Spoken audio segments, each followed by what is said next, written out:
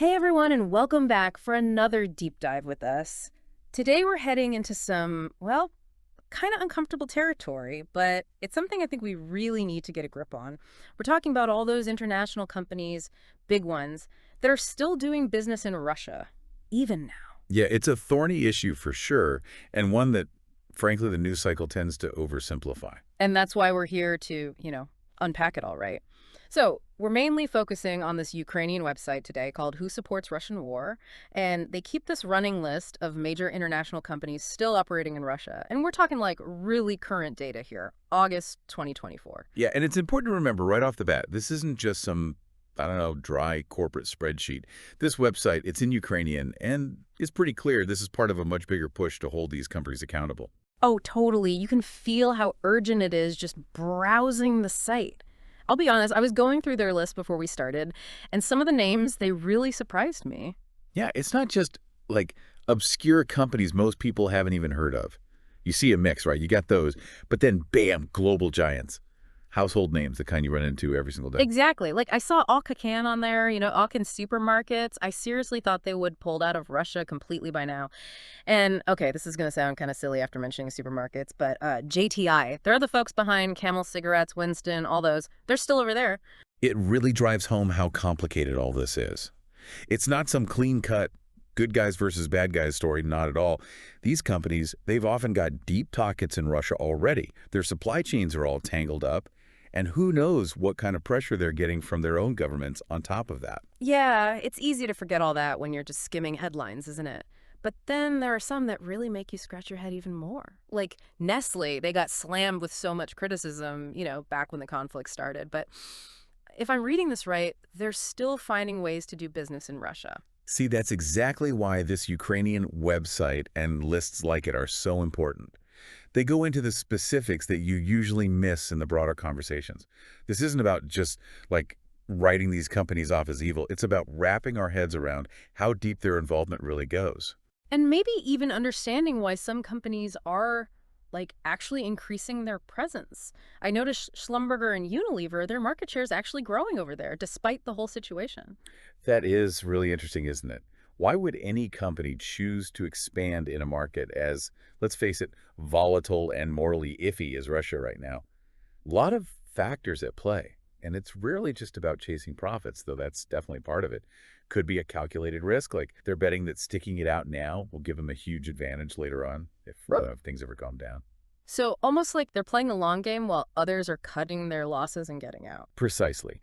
Or it could be other geopolitical stuff we're not seeing, pressure from their home countries, even internal disagreements about like the right way to handle this whole mess. It's got these layers to it that the public never sees. And that's where things get really fascinating, right? Because it's not enough to just know who's still in Russia. We got to try to understand the why. 100%. Yeah. And that's what this website helps us do. It pushes us past that knee-jerk reaction of, oh, they're still there, they're bad. Yeah.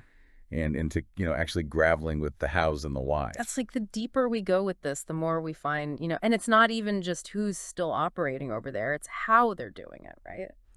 You've hit a really important point there. This website, it doesn't just flag any company with a presence in Russia.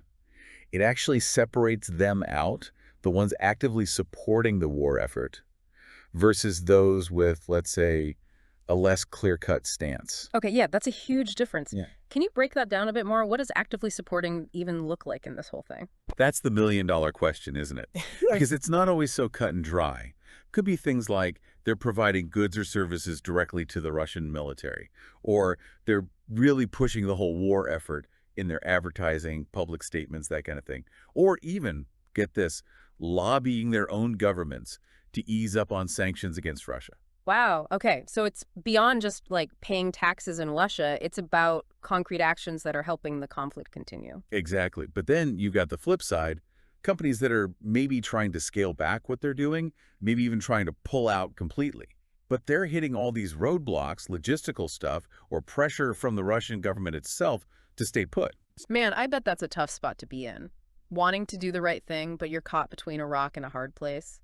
Seems like this Who Supports Russian War website, they're really big on showing those different levels of involvement, like urging people to get the full picture instead of jumping to conclusions. That's the heart of it. It's realizing this isn't black and white. This is a whole messy web of money, politics, and, what's right and wrong. It's way too easy to get caught up in that initial outrage, the calls for boycotts, without really getting how complicated it all is. This list and the way they've put it together, it's like a much-needed reality check. Absolutely. And it's not just based on, like, rumors or guesses either. They've got a whole team. Their whole job is to monitor news, company statements, even what's being said on social media, just to track how these companies are behaving in Russia. That's actually really impressive when you think about it. It shows they're serious about giving people accurate, up-to-date info, not just relying on old news or whatever. Makes this list way more trustworthy, especially for us regular folks trying to make good choices with our money. For sure. And that's what it boils down to in the end, isn't it? Giving consumers the power to put their money where their morals are. So, knowing all this, what do they want people to do with this information? Are they all about full-on boycotts for every company on the list? It's interesting. They don't frame it as a boycott campaign at all, really.